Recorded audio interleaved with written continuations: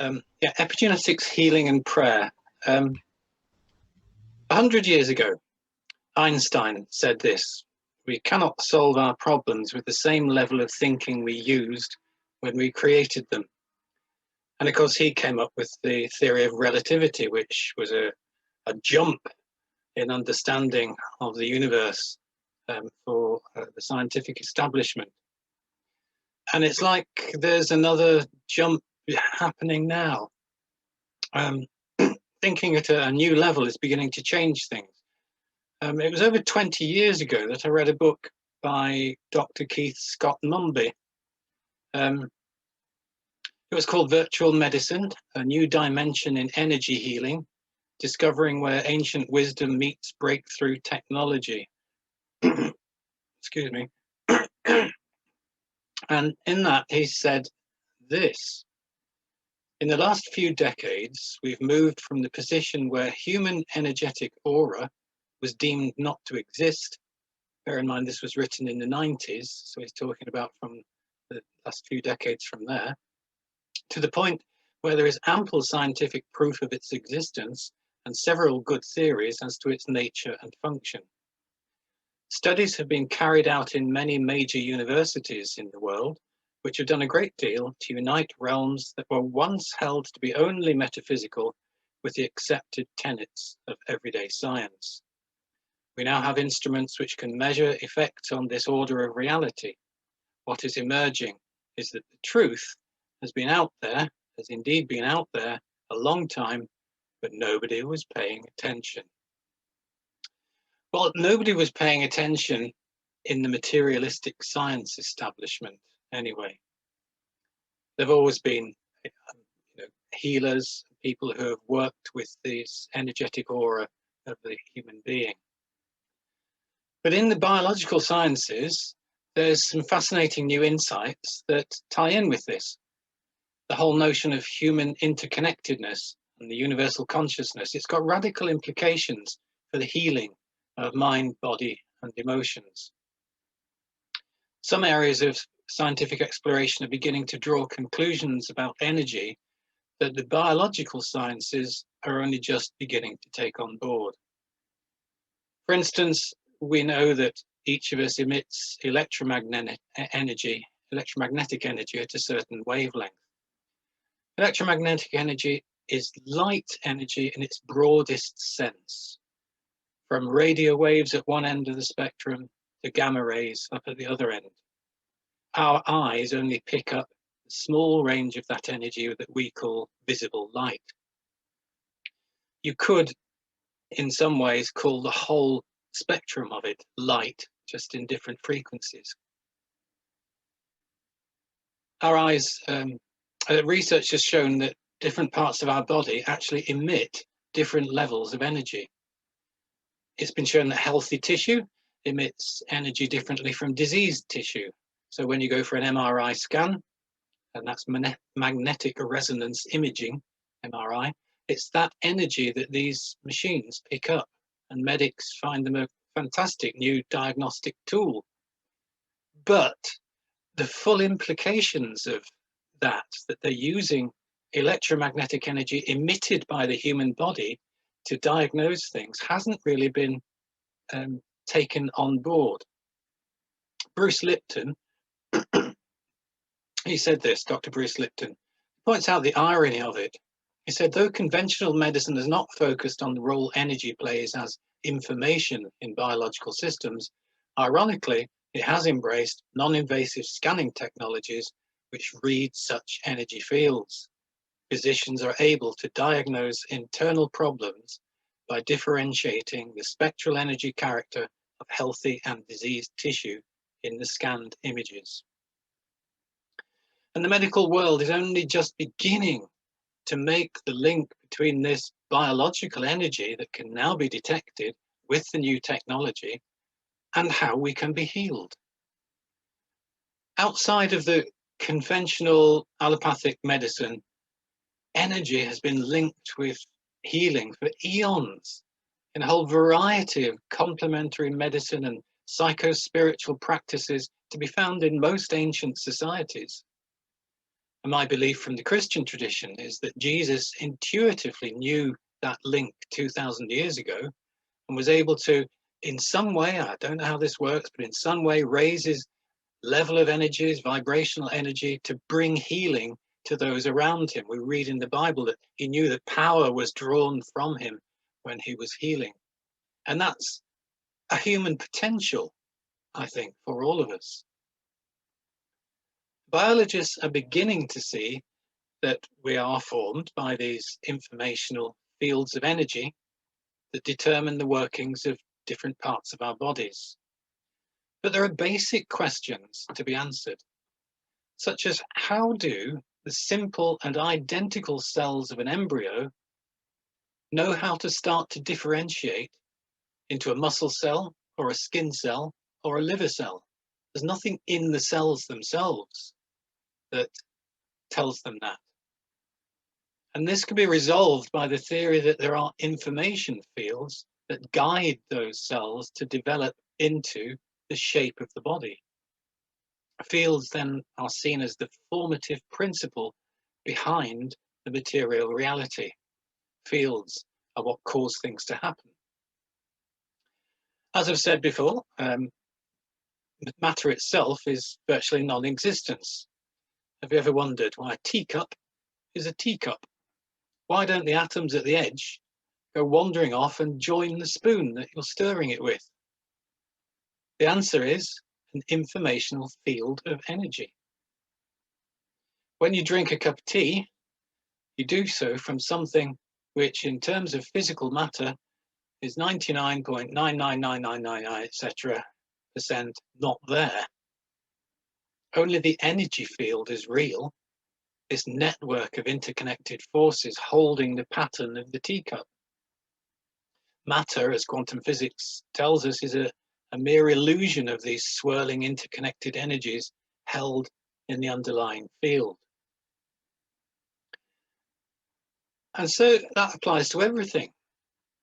A disease can now be seen as a disruption or a distortion arising in the information and energy fields.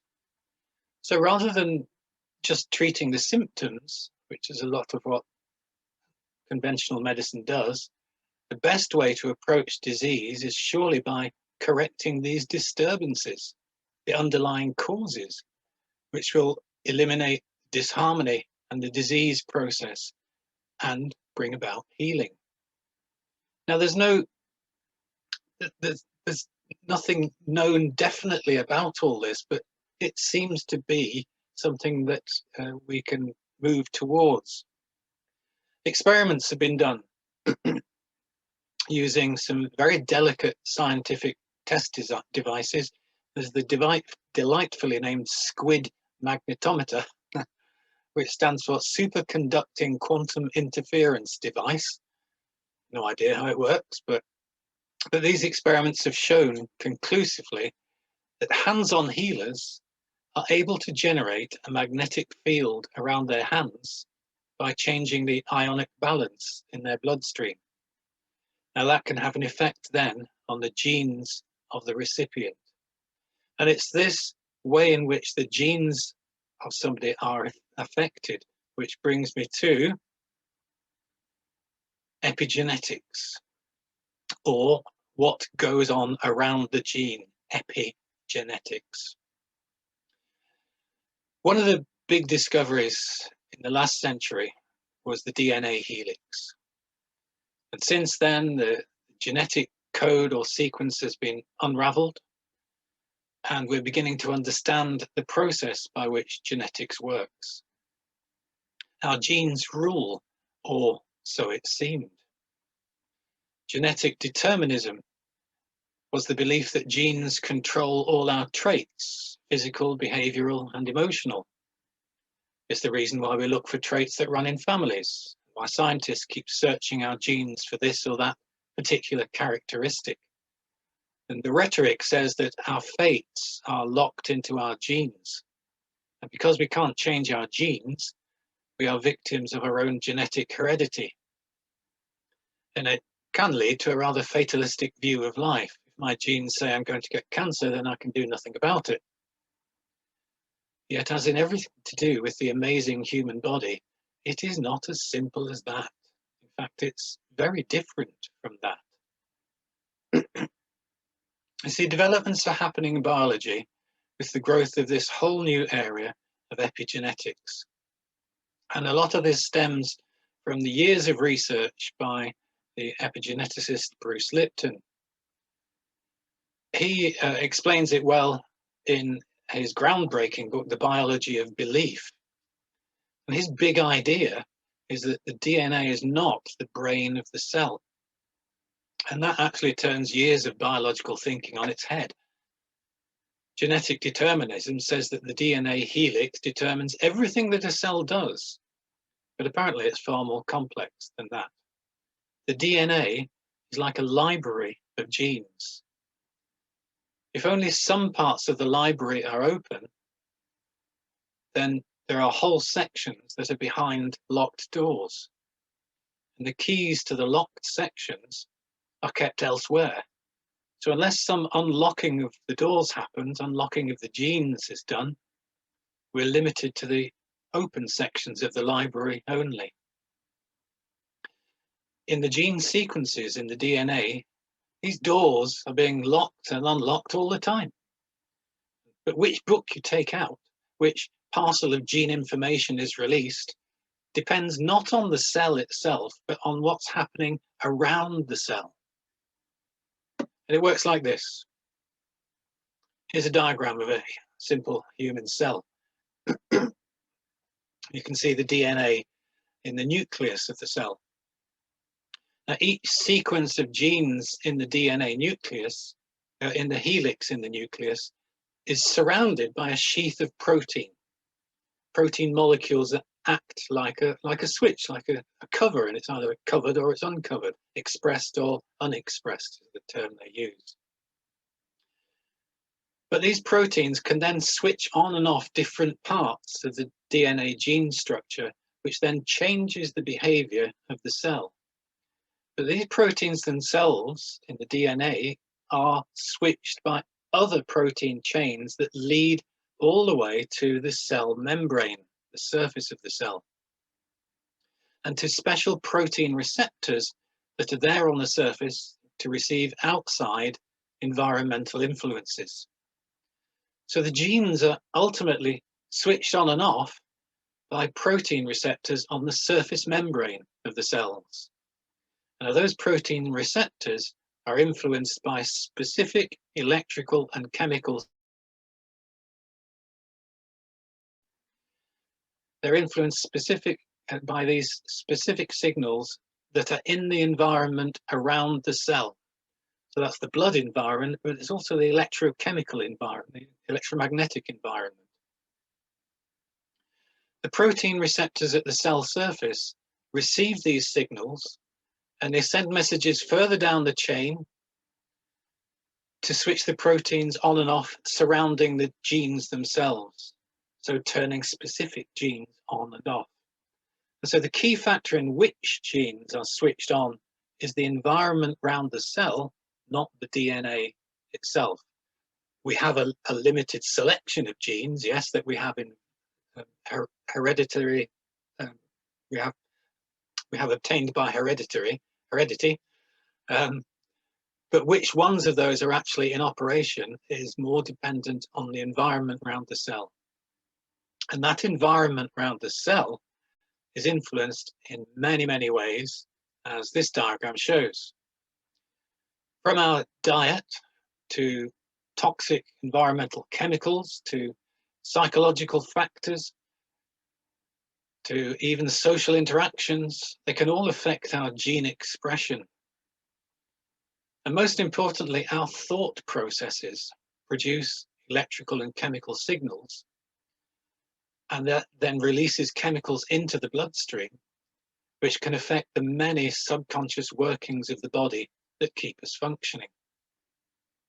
Now, some of those protein receptors are also influenced by electromagnetic radiation, the fields of energy we've mentioned that are given out by all manner of living beings, including ourselves.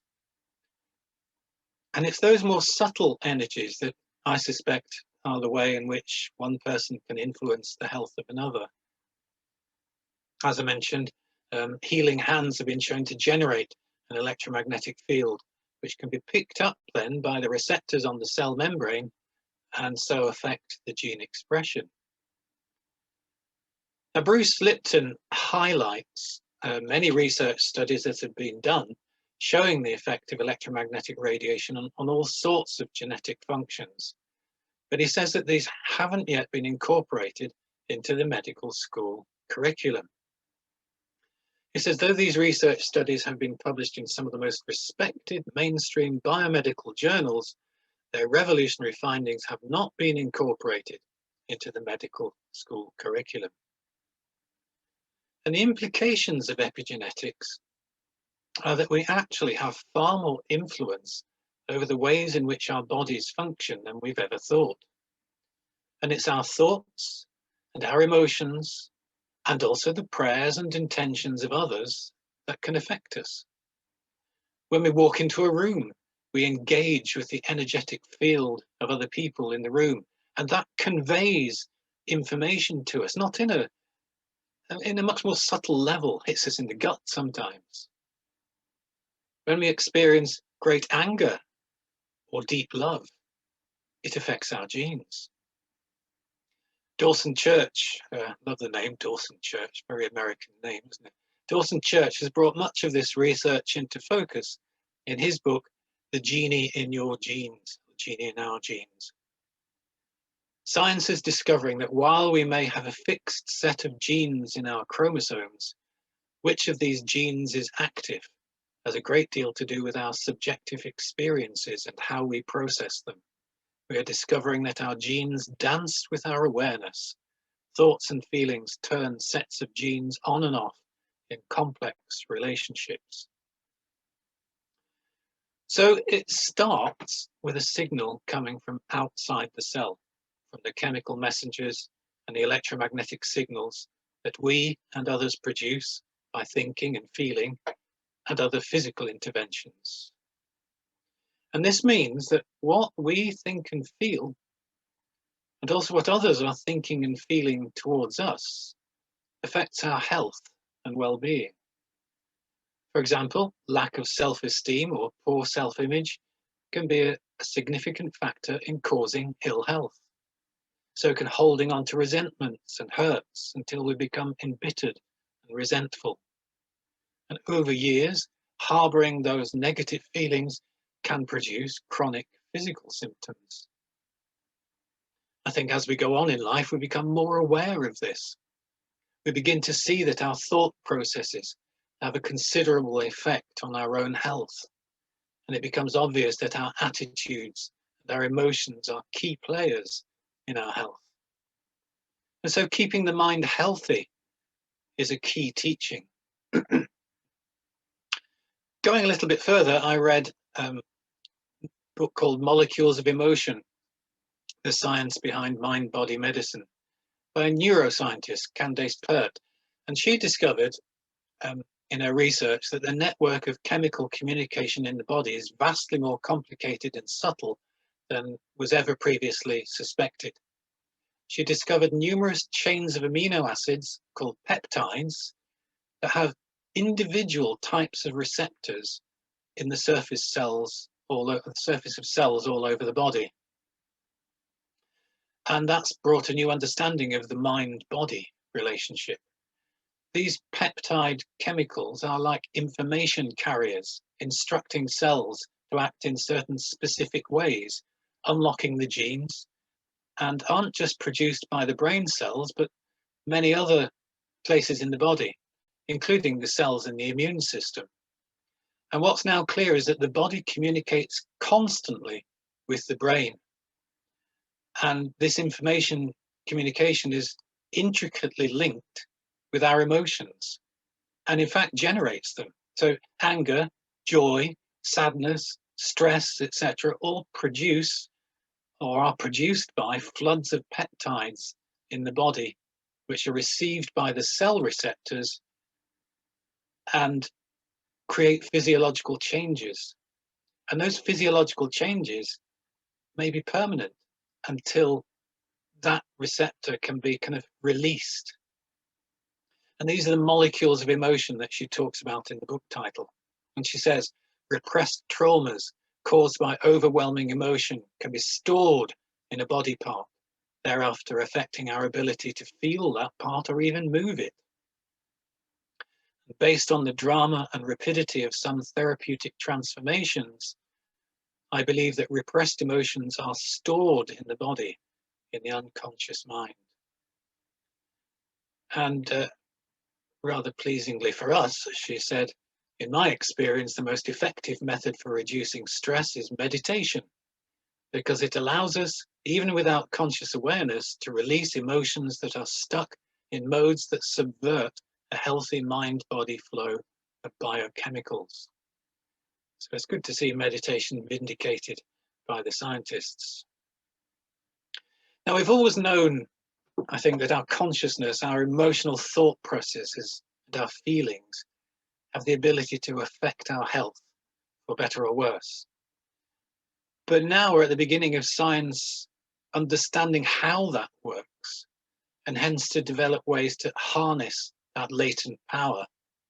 And it does place the responsibility for our health firmly back with each of us. It begins with us. And so things like being positive, optimism, prayer, and meditation have all been shown to have positive effects on health and length of life. And this again ties in with many spiritual teachings. We know from the Christian tradition, St. Paul wrote to the Philippians, finally, brothers and sisters, whatever is true, whatever is noble, whatever is right, whatever is pure, whatever is lovely, whatever is admirable, if anything is excellent or praiseworthy, think about such things. Think about such things. He wasn't the only one saying this sort of thing. Mahatma Gandhi said, a man is but the product of his thoughts. What he thinks, he becomes. The Buddha said, your worst enemy cannot harm you as much as your unguarded thoughts.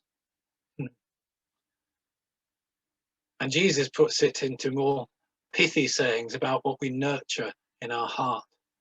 For out of the abundance of the heart, the mouth speaks. The good person brings good things out of a good treasure. The evil person brings evil things out of an evil treasure. Now, when you couple these teachings with the knowledge that our thoughts and emotions produce the chemical messengers that alter our genes and can cause dis-ease, then we find that science is proving the efficacy of spiritual teachings. What we spend our time thinking about, our inner attitudes, affects our well-being. So what does this say about prayer and healing? The religious approach has always acknowledged the spiritual element to healing. It's always been part of Christian practice to pray for healing, and there are specific liturgies for that effect, for that purpose. And my belief is that our energy fields exist in a greater field of compassionate divine consciousness, the divine presence, the ground of being. From there comes a divine healing energy, wanting wholeness and balance, seeking to bring everything to maturity. Following that through, I believe prayer for healing is focusing God's divine energy, trusting that the energy will bring a degree of wholeness, hoping it will restore things to the pattern that they were meant to be in. Now, that view of prayer applies on a wider basis as well, because we pray for divine healing love to be active in the wider world, to bring harmony and peace, seeking the good in all situations, restoring relationships, working for the best. And that healing energy is working, unfortunately, with us fallible human beings, filled with our own negativities and neuroses, so nothing is certain about the art of healing prayer. But what the science says is that positive intention can have an effect on which genes are switched on and off. And we begin to have a mechanism for how some forms of prayer work. And it does work. The Office of Prayer Research has investigated over 227 studies, deducing that 75% show that prayer has a positive impact. And I suppose when I use the word prayer, that's the terminology I'm used to, I could equally say that I'm holding a healing intention for someone. And recent research has shown that the central issue in that focused intention is actually the emotion of love. Other prayer studies have revealed that regardless of which religion or form of prayer is taken, if it's without love and compassion at the basis of it, the prayer has little or no effect. And it seems that research is telling us that the power of focused intention is not so much in the thought, but in the feeling that's generated. The thought form needs to be energized by feeling. And I think we find that in the Bible as well. The translation that we find in the Bible, John 16, is Jesus says simply, "Ask and you shall receive." But when you look at the original Aramaic that Jesus spoke, you have to translate the Greek back into the Aramaic, there's far more shades of meaning. So you could expand ask and you shall receive to ask without hidden motive and be surrounded by your answer, be enveloped in what you desire. There are far fewer words in Aramaic, so each word has more shades of meaning. So expanding the meaning shows us that the asking is to be done in an envisioning way, with a real desire for it to happen. Put feeling into it is what it really means. We do lose often so much in translation.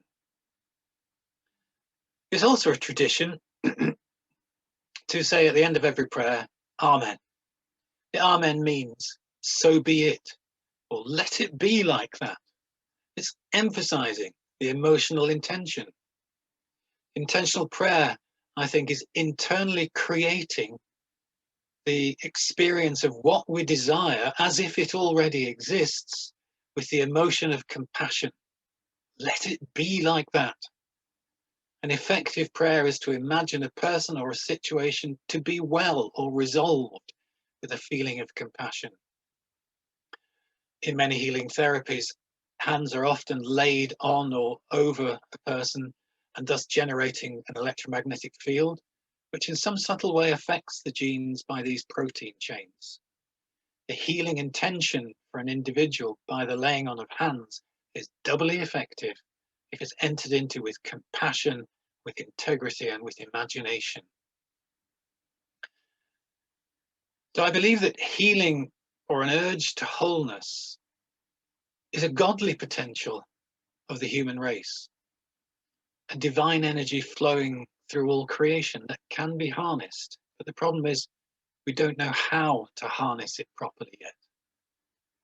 Complementary medical techniques, laying on of hands, etc., are on the whole rather hit and miss approaches, as is Christian prayer for healing. It's like there's a further expansion of consciousness that has to happen to enable the subtleties of healing to be mastered. What we do know is that healing is not just about our physical bodies, it is about our emotional, mental, and spiritual state as well, because it is all one. It's ultimately about the wholeness that is the potential in a relationship with the divine consciousness within us. Good spiritual teaching is, or should be, about restoring that relationship. And of course, a regular meditation practice is an awakening and transcending process that helps us to move beyond the low-level egoic thinking. That type of thinking can keep us trapped in the swirl of damaging emotions, of blame and guilt, of anger and resentment. The transformative effect of meditation can ultimately release us from these emotional responses and bring us to a wholeness of body and mind and emotions. as experimental science is now showing, these damaging emotions cause our DNA and our body cells to act in ways that are not in our best interests. Our minds and the thoughts and the intentions created can have a great effect on the genes that determine how our body cells work and can interrupt their ability to function properly. Negative thoughts can dampen our immune system response to infection. Prayerful healing energies can affect the way we think and feel, which can then restore balance by affecting the genes.